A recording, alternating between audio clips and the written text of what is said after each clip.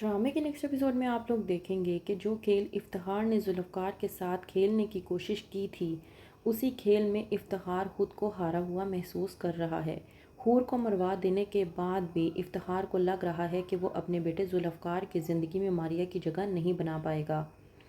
जुल्फ़कार जो कि मुश्किल से ही हूर के सदमे से बाहर निकल कर ज़िंदगी की तरफ वापस लौटा है, तो वहीं पर इफ्तिखार मारिया की बात कर कर के जुल्फ़कार का दिमाग ख़राब किए जा रहा है। आता है जब जुल्फ़कार अपनी वालदा और शीज़ा के साथ, तो वहीं पर इफ्तिखार जुल्फ़कार को रोक लेता है। कहता है कि तुम मुझे एक बात बताओ, तुमने आखिरकार अब मज़ीद आगे का क्या सोचा है।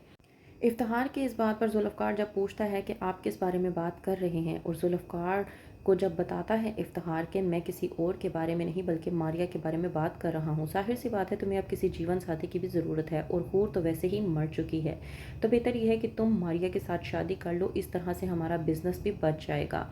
इस बात पर जुल्फ़कार भड़कता है और कहता है कि मैं आपको पहले भी बता चुका हूँ कि मेरी ज़िंदगी में हूर की जगह कोई और नहीं ले सकता, और वो मारिया तो बिल्कुल भी नहीं। और ये मेरी ज़िंदगी है, मैं मारिया को किसी भी सूरत हाल में अपनी ज़िंदगी में नहीं आने दे सकता। जुल्फ़कार की इस बात पर इफ्तिखार जब जुल्फ़कार से कहता है कि ये मत भूलो कि तुम्हें तुम्हारी ज़िंदगी पर कोई इख्तियार नहीं है, होगा वही जो मैं चाहता हूँ, तो जुल्फ़कार भी गुस्से में आकर अपने वालिद इफ्तिखार को ये साबित कर देता है कि ये मेरी ज़िंदगी है और मैं अपनी ज़िंदगी में जो चाहूँगा वही होगा, और आइंदा आप मारिया का ज़िक्र मेरे साथ ना ही करें तो आपके लिए बेहतर होगा, क्योंकि इस मारिया के साथ साथ उसके वालिद को भी मैं ऐसा सबक सिखाऊंगा कि वह ज़िंदगी भर याद रखेगा। दूसरी तरफ फ़रा जो कि सलार से ये कहने की कोशिश कर रही है कि वो उससे बेइंतहा मोहब्बत करती है। वहीं पर नूर भी सलार के इंतज़ार में बैठी होती है कि कब सलार आएगा और वो उसे देख पाएगी, लेकिन सलार जो कि मोहब्बत से दूर भागता है। आता है जब सलार, तो होता है उसका फ़रा से टकराव। इस बात पर फ़रा सलार को रोक कर कहती है कि आप तो बड़े ही दिनों के बाद हमारे घर पर आए हैं, ऐसी भी क्या बात है कि जो आप यहाँ पर आते ही नहीं हैं।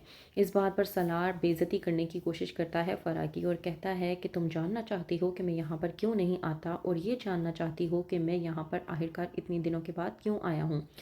तो मैं तुम्हें एक बात बता दूं कि मैं तुम जैसे मिडिल क्लास लोगों से नफ़रत करता हूँ। मुझे तुम जैसे मिडिल क्लास बेहद नफ़रत के काबिल लगते हैं। पता है क्यों?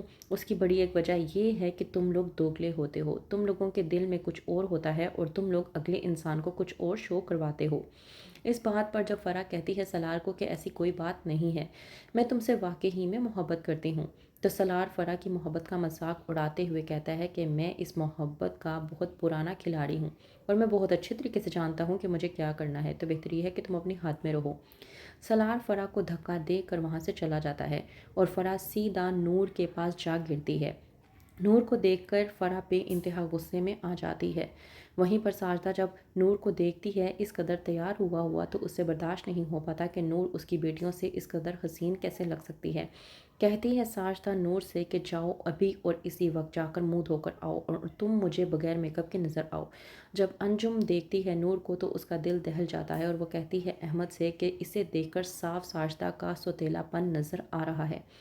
अहमद अंजुम की ये बात सुनकर बहुत ज़्यादा डर जाता है और बुलवाता है नूर को अपने पास। कहता है कि मैं तुम्हें लेकर बहुत ज़्यादा डर चुका हूँ, मैं समझ नहीं पा रहा कि मैं आखिरकार क्या करूँ। तुम छोटी सी थी जब तुम्हारी माँ तुम्हें छोड़कर चली गई थी, और अब देखो साजदा के पास हो तुम, और साजदा किस तरह से तुम्हारे साथ सौतेलापन करती रहती है और तुम भी चुप करके सब कुछ बर्दाश्त करती रहती हो। आखिरकार तुम कब तक ये सब कुछ बर्दाश्त करोगी, क्योंकि मुझसे अब ये सब कुछ बर्दाश्त नहीं हो रहा।